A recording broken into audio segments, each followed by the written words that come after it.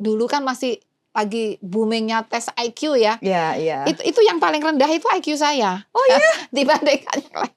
Nah, tapi bapak saya selalu mengatakan begini, yang penting kalau mau sukses itu ulet, rajin, tekun. Misalnya di Jogja itu kan terjadi gempa tahun 2006. Nah, kami yang di geologi itu kan melakukan penyelidikan lapangan, pengamatan, pemetaan begitu ya. Akhirnya keluar zona-zona. Zona merah, orange, kuning, yang artinya merah itu bahaya. Yang disarankan yang hijau atau kuning gitu ya.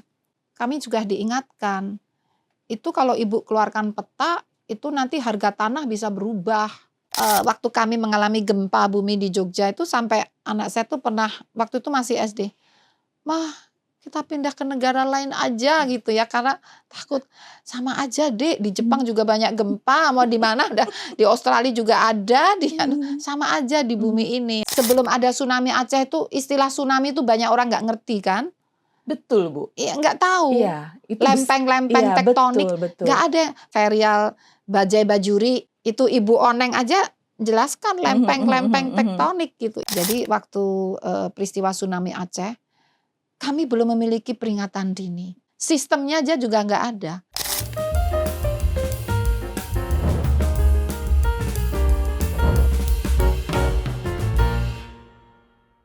Kita berjumpa kembali dalam Women Value, podcast yang memberikan inspirasi karena kita menghadirkan perempuan-perempuan Indonesia yang hebat, memberikan inspirasi bagaimana kisah di balik sukses untuk Anda yang mendengarkan podcast ini. Tentunya sudah hadir di studio Ibu Dwi Korita Karnawati sebagai Kepala Badan Meteorologi, Klimatologi, dan Geofisika Indonesia. Apa kabar Ibu? Alhamdulillah, terima kasih Mbak Santi, kabar baik. Semoga Mbak Santi juga sehat selalu dan semangat. Terima kasih Ibu juga sudah meluangkan waktu ke podcast kami di tengah kesibukan yang luar biasa. Dari pagi sudah rapim gitu ya. Rapat koordinasi menyempatkan waktu untuk kesini. Tapi saya iri sama Ibu Rita. Karena kalau Ibu Rita mau kemana-mana aja pasti udah tahu nih bakalan hujan. Mbak juga bisa loh. Ini bakalan panas. Karena Ibu Rita saya yakin dari mobil aja ngelihat awan, kayaknya bakalan hujan.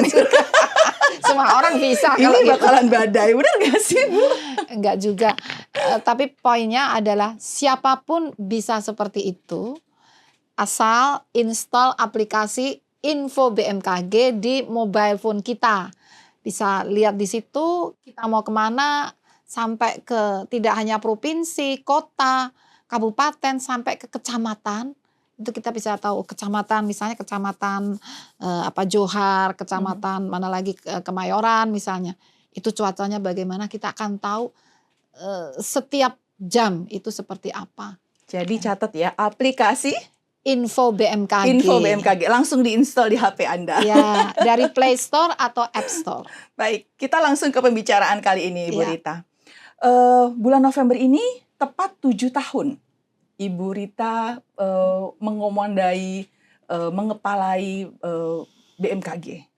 Di bawah kepemimpinan Ibu, pesat sekali teknologi yang diterapkan oleh BMKG. Insya Allah. Dan Ibu sebagai perempuan Indonesia yang luar biasa di bidang teknokrat, Bu. Nah, pertanyaannya, kok perempuan bisa lari ke bidang teknokrat itu awalnya seperti apa sih, Bu? Kalau nggak salah kan dulu Ibu sebetulnya cita-citanya pengen jadi guru TK. Benar nggak sih, Bu? Iya, dulu waktu itu memang, ya waktu TK. Waktu TK kan sangat kagum dengan guru kita ya. Ya, saya merasa ibu itu pinter banget, apa-apa bisa, pengetahuan bisa, musik bisa, bernyanyi bisa. Sehingga kita anak-anak tuh kan pengen ya. Kemudian setelah kita masuk sekolah dasar, itu kebetulan tuh suka itu kalau ada kegiatan yang dengan alam.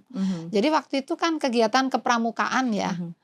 Nah itu dengan alam di luar gitu ya. Terus masih berlanjut SMP, SMA itu masih ikut kepramukaan.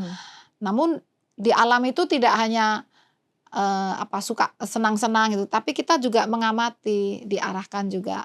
Waktu TK tuh jalan-jalan lihat ikan, ibu guru cerita ikan, terus lihat kecebong, ini anaknya kata, jadi dengan science gitu ya arahnya.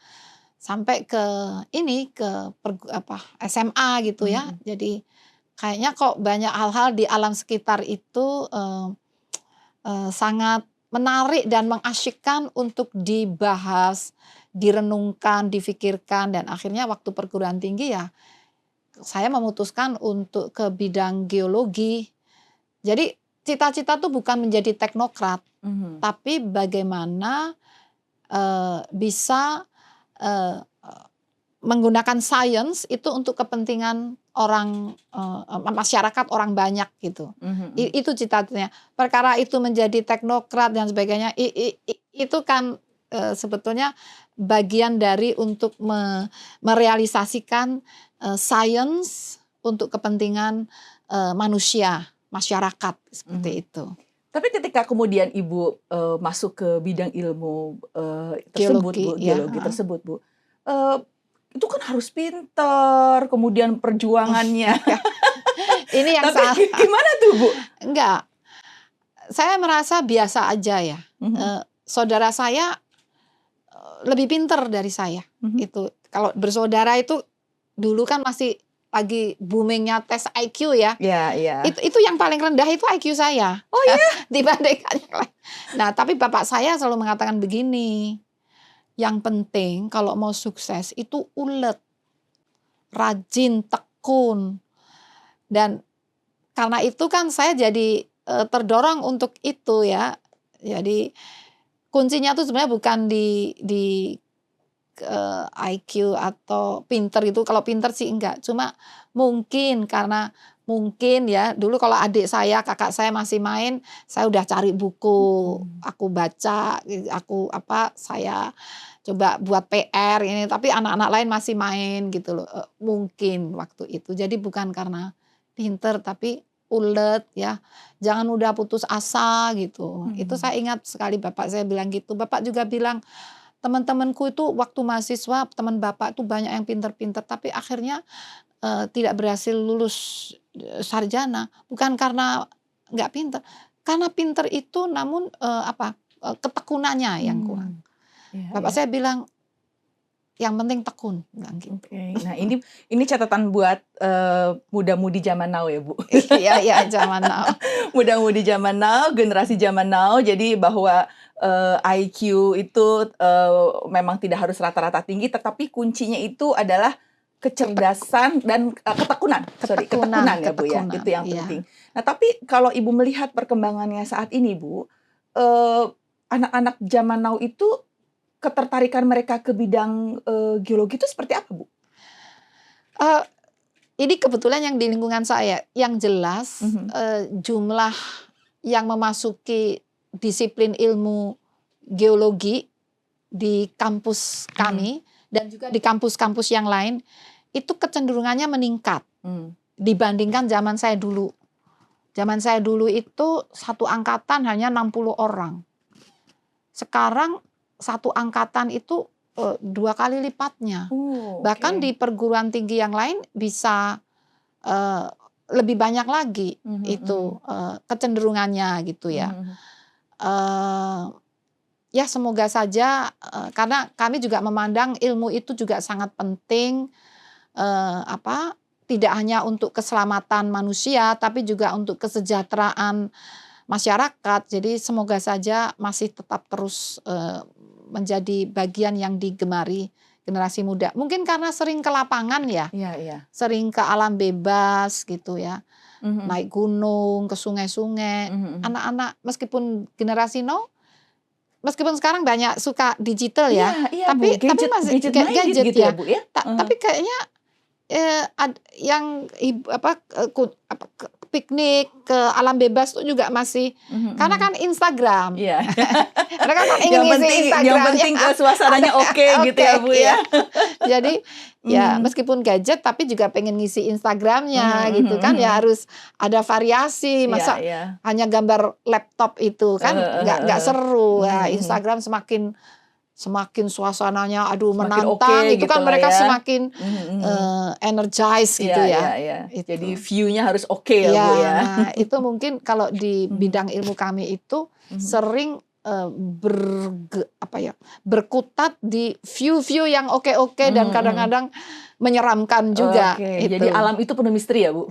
Ya misteri dan keindahan. Iya, iya, Ya, iya. meskipun kadang-kadang juga kita harus mundur dulu gitu. Mhm. Apakah itu yang kemudian Ibu sangat mencintai bidang Ibu dengan dari kecil cinta alam, kemudian ketika Ibu pergi kemana-mana itu bukan merupakan satu ketakutan, tapi itu adalah satu tantangan karena Ibu akan Ya, melihat pemandangan-pemandangan yang oke, sampai ya. akhirnya Ibu pada puncak atau pada karir yang baik sebagai kepala BMKG.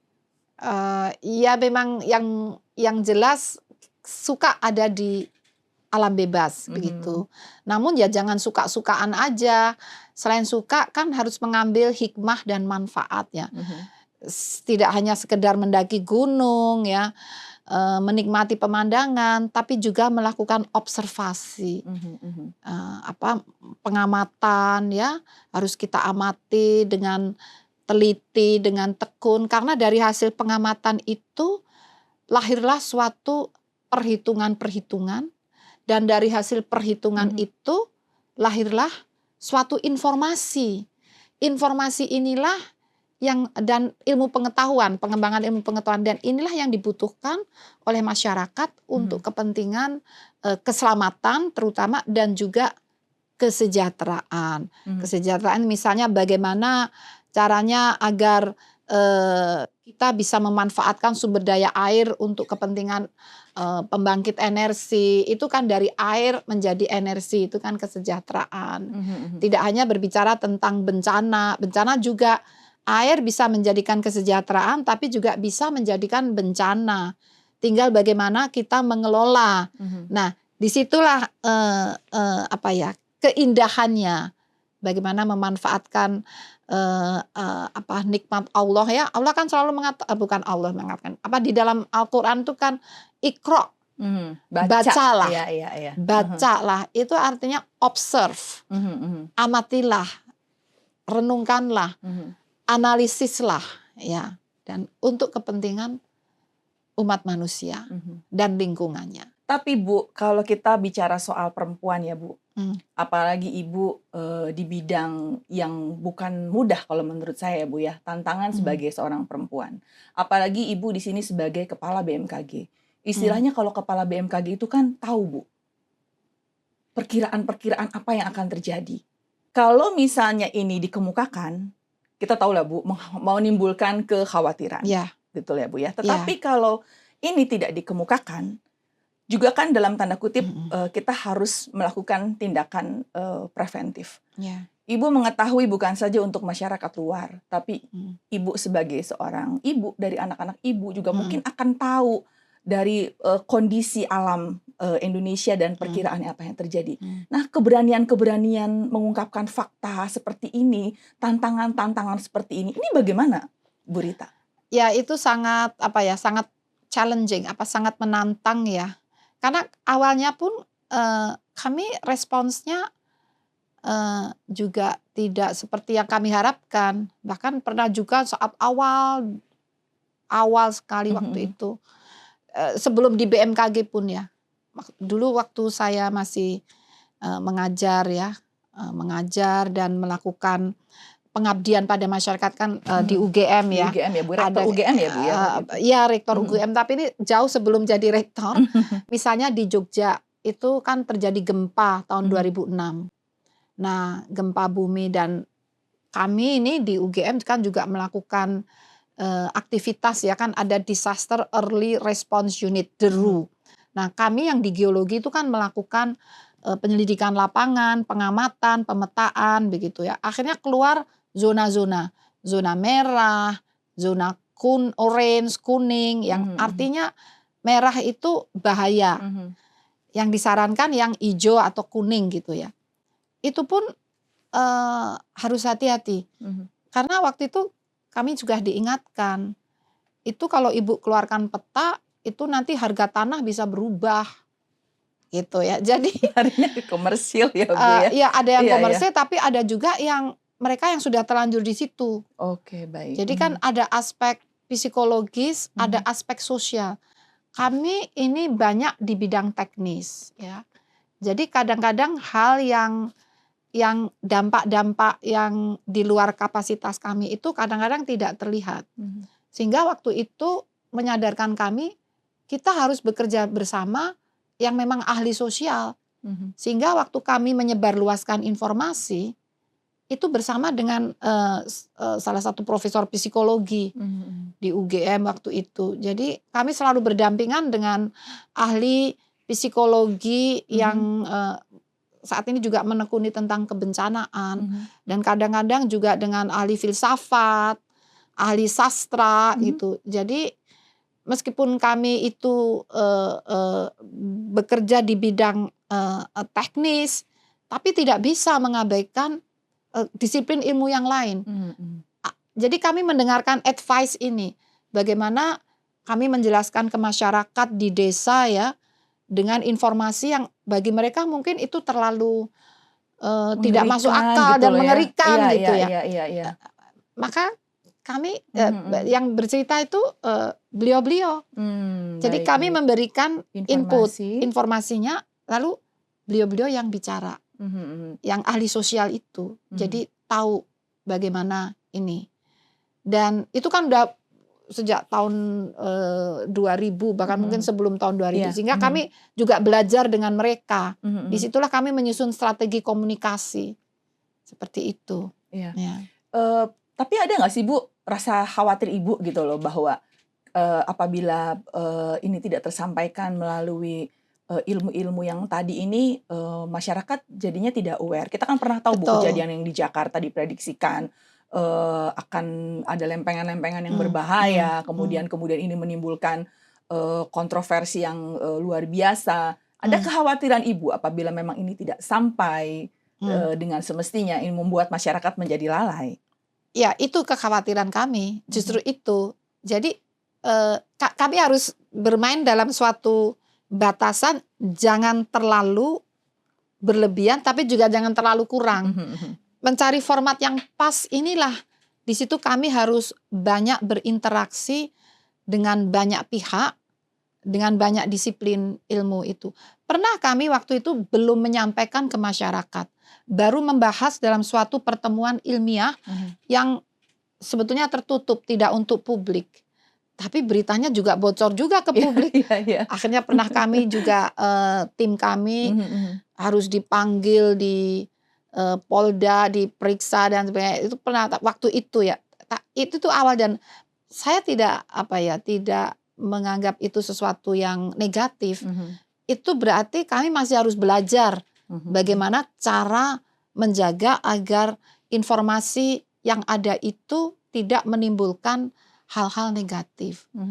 Jadi, tapi yang penting informasi itu jangan begini, karena khawatir nanti menimbulkan kegaduhan gitu, terus ya udah kita simpen aja, nggak usah kita omongkan, kita simpen aja, nanti masyarakat panik. Nggak juga, harus disampaikan, tapi cara menyampaikannya harus dengan kiat-kiat tertentu yang di situ kami dibantu oleh banyak pihak. Jadi cara bicaranya pun saya tuh mengalami fase belajar juga bagaimana cara menyampaikan itu juga. Terlibat bekerja bersama mereka. Jadi memang kalau bahkan Pak Presiden Jokowi waktu itu menyatakan bahwa BMKG sampaikan apa adanya. Jangan ada yang ditutup-tutupi ya. Masyarakat perlu tahu gitu ya. Nah, cuma mungkin teknik penyampaiannya yang harus dijaga. Tapi memang Indonesia itu kan rawan ya Bu terhadap bencana.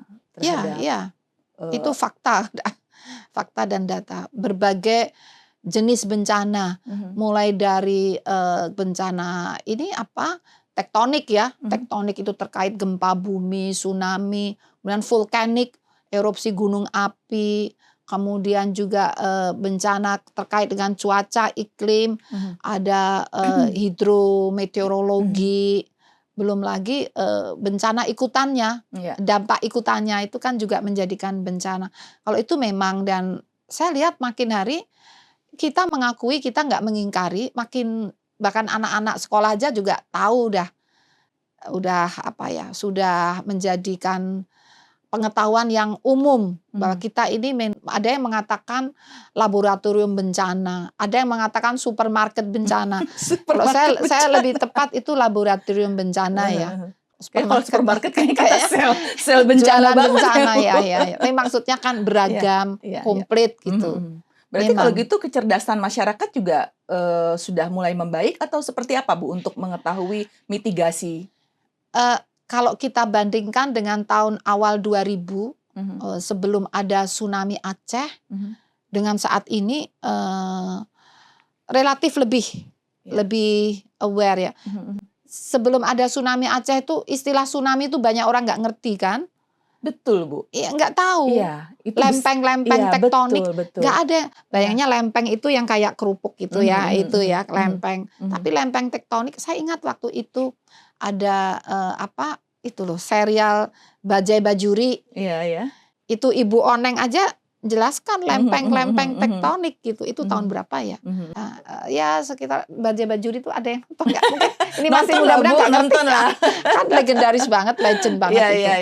Iya. Sekitar 2005, 2006 sampai masuk ke situ kan artinya membumi ya. Sampai di Bajai Bajuri aja diomongin gitu kan. Jadi dan di waktu itu 2009, 2010, 2011 anak-anak saya masih SD, SMP, di buku-buku geografinya tuh ada pengetahuan tentang bencana gitu ya. Waktu itu, cuma yang sekarang ini saya harus lihat lagi. Anaknya udah nggak ada di SD, cucunya kali nanti tak lihat. Tapi memang penting ya Bu, penting. Untuk terus menjelaskan kepada masyarakat di sekolah-sekolah bagaimana kita melakukan istilahnya preventif dengan kondisi Indonesia seperti ini ya. Kewaspadaan ya, dan harus tahu. Terus gimana kalau udah gitu, udah tahu kita rawan gempa, rawan tsunami, rawan gunung api, terus gimana gitu kan?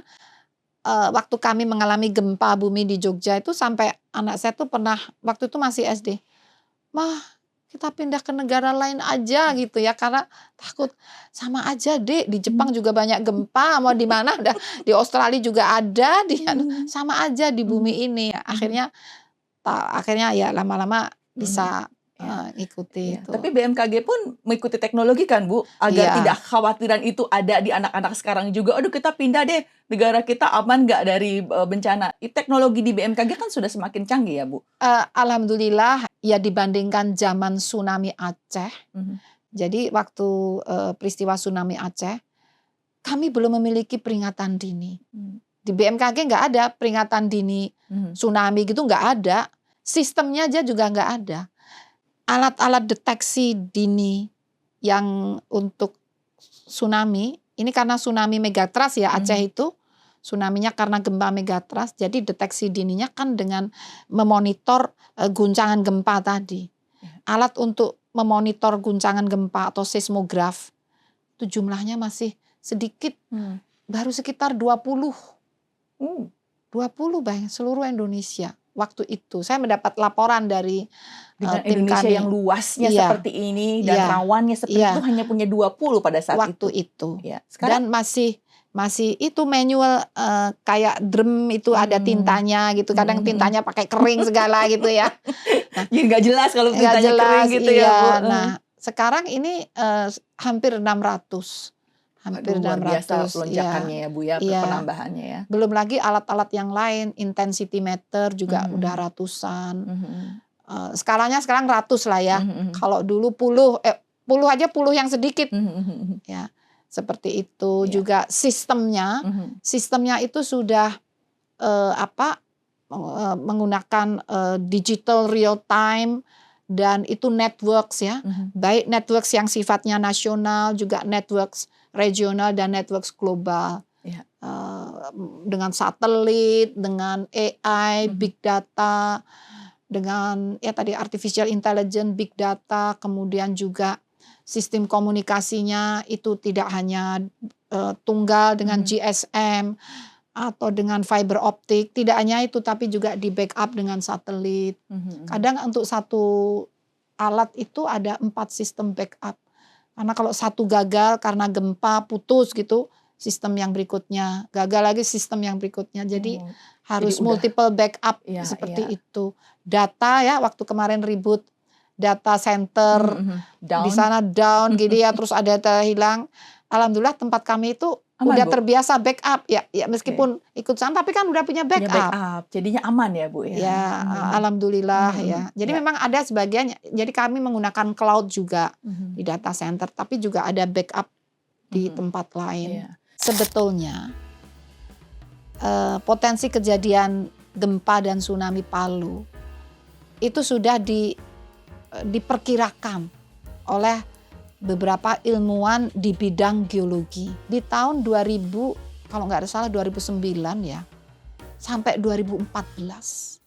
Itu melakukan kegiatan, program untuk penyiapan sewaktu-waktu kota Palu itu mengalami gempa bumi dan tsunami. Itu sudah dilakukan. Disiapkan ya, Bu, ya? Udah disiapkan. Tapi dalam proses penyiapan itu tidak terjadi gempa bumi, tidak terjadi tsunami, tidak terjadi longsor, tidak terjadi likuifaksi. Aman. Selesai itu kegiatan. Kan kita berharap masyarakat setempat dan pemerintah daerah di-empower. Tapi pimpinan daerahnya itu ganti. Semuanya ganti. Generasinya ganti. Itu peta itu sebenarnya sudah ada. Tinggal diterapkan di periode berikutnya. Ganti semua kebijakannya ganti. Itu semua nggak tahu di mana.